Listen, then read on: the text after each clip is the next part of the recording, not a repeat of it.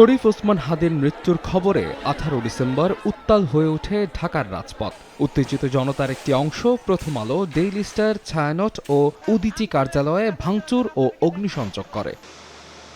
এ নিয়ে দেশের পাশাপাশি আন্তর্জাতিক অঙ্গনেও সমালোচনার ঝড় ওঠে। সরকারের পাশাপাশি রাজনৈতিক দলগুলোর পক্ষ থেকেও জানানো হয় তীব্র নিন্দা।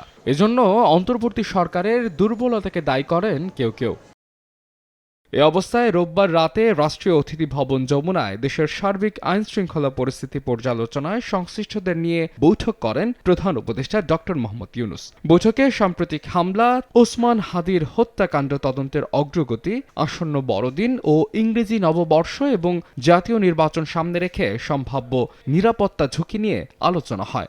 ম্যাক্স, দেশের সবচেয়ে শক্তিশালী 52.5 এন গ্রেডের পিসিসি সিমেন্ট।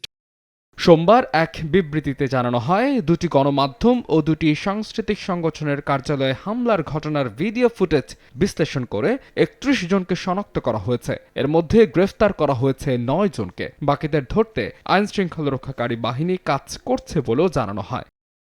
বৈঠকে প্রধান উপদেষ্টা স্পষ্ট নির্দেশনা দেন, যে কোনো মূল্যে আইন শৃঙ্খলা পরিস্থিতি স্বাভাবিক রাখতে হবে এবং সহিংসতা ও বিশৃঙ্খলায় জড়িতদের দ্রুত আইনের আওতায় আনতে হবে।